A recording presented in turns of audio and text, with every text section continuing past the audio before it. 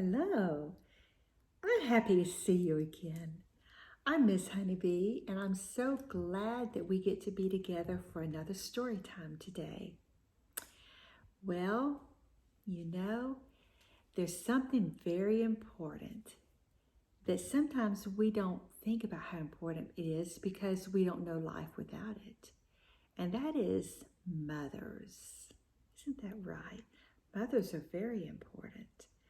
And we don't always know when we're little, we don't always know how very hard they work, all the different things that they do for us.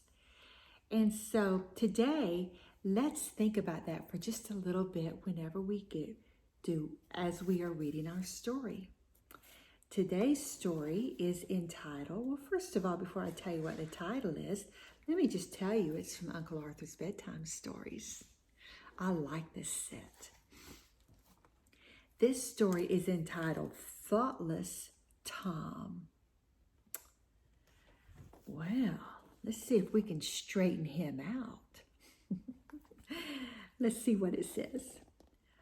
"Look at your shoes, Tom," Mama said crossly. "You've been playing football in the mud again. You can't possibly go to school in those shoes after lunch. And look at your clothes, mud from head to foot. You are a bad boy." Now, before we go any farther in this story, this was back in the days when a lot of times children went home for lunch. They didn't serve lunch at schools. The children took a brown paper bag with their lunch inside it, or they went home. It was before the schools started serving lunches, okay? So let's keep on going, all right? So Tom tried to look sorrowful with his muddy shoes. "I'm sorry," he said.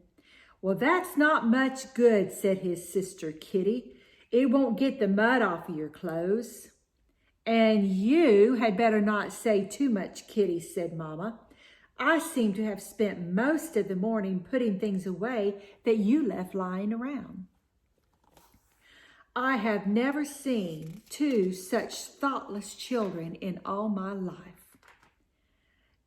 Is lunch ready?" asked Tom, trying to change the subject. "There you are," said Mama. "There you go.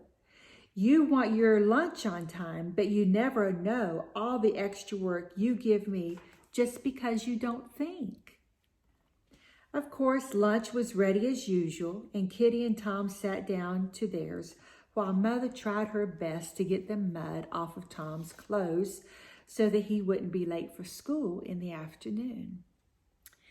Well, lunch was soon over, and away went Tom with a full stomach and an empty head. He quite forgot all that his mother had said to him. But he was soon to learn by a lesson he will never forget. It happened the very next day. Rip! Tom was sliding down the branch of a tree in the park when he felt something sticking to him. Something sticking to probably his rear end. He couldn't stop himself, and so there was nothing to do but to leave part of his pants in the tree. It was an awful gash, and he started to run home as fast as he could go, with one hand holding the pieces together. All the way, he had time to guess what would happen to him when he arrived, but he was mistaken. "Oh, Kitty," cried Tom, "look what's happened to my pants. Where's Mama?" "Hush," whispered Kitty. "Mama's in bed. She was taken ill this morning and had to send for the doctor. He says she'll be in bed for 2 or 3 weeks at least." "Whew," whistled Tom. "And what are we going to do?" "Get on the best as we can." "But how about my pants? They have to be mended before I can go back to school. I'm going upstairs to Mama." "Oh, no, you're not," said Kitty. "The doctor says Mama is not to be disturbed by anyone."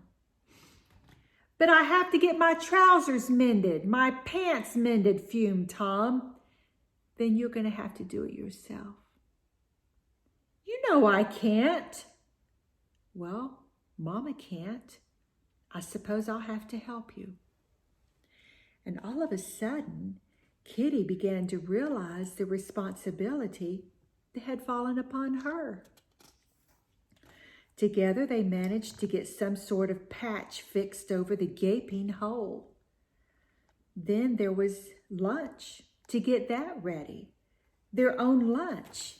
Nothing was ready, nothing was cooked, and very little in the cupboard. "I'll go and buy some things," said Kitty, "if you'll set the table." This was a new experience for both of them. Tom was terribly hungry by the time Katie got back, but there was no use in grumbling at her. They ate their little meal in silence. Then there was the washing up, all the breakfast dishes to do too, and an excuse to write to the teacher for Kitty, who had to stay home. What a lot of things there were to do. "Come back early and help me, won't you, Tom?" pleaded Kitty as Tom ran off to school. Well, never had Tom come home so promptly before, even going without his beloved game of football. "How's Mama?" he asked as he ran in. "Just the same," said Kitty. "Well, what do you want me to do?" "Oh, Tom, I never knew there were so many things to be done. I've been running all over since you went out of the house, and yet I seem to have done nothing at all." "Do get some coal in, and well, there's no use in crying," said Tom. "Well, I wish Mama would get better," cried Kitty. "She will," said Tom hopefully. "Now what about the coal? Give me the scuttle." As the days passed, Tom began to reveal all the best side of his character.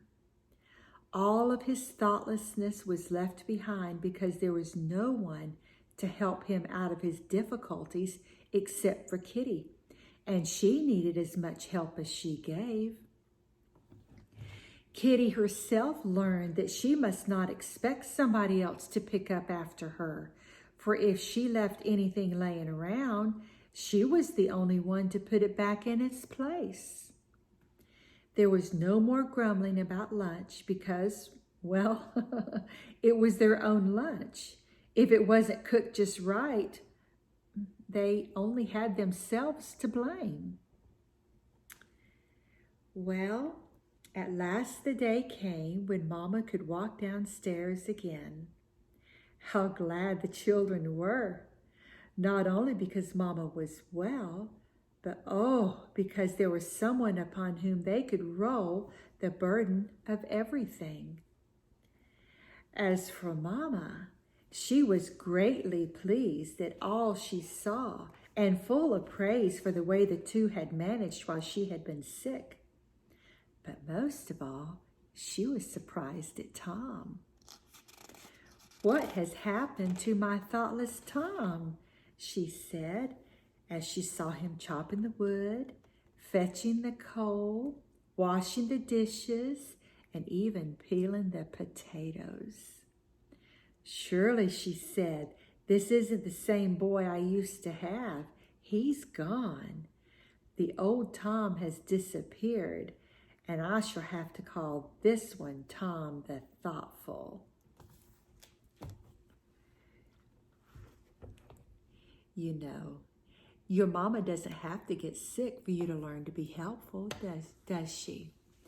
Whenever she's getting dinner ready, you can set the table. Whenever she goes upstairs to do something in her house, you can take the broom out and sweep the floor.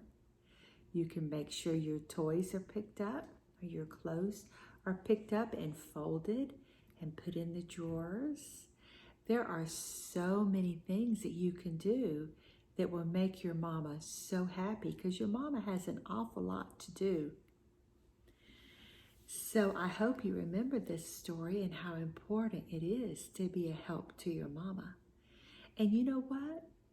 The Bible says that it's more blessed to give than to receive. Do you know what the word blessed means? It means happy. It's more happy to give than it is to receive. So if you learn to be helpful to your mama, do you know that you are giving happiness? And that means that when you give something, you're getting something better in return.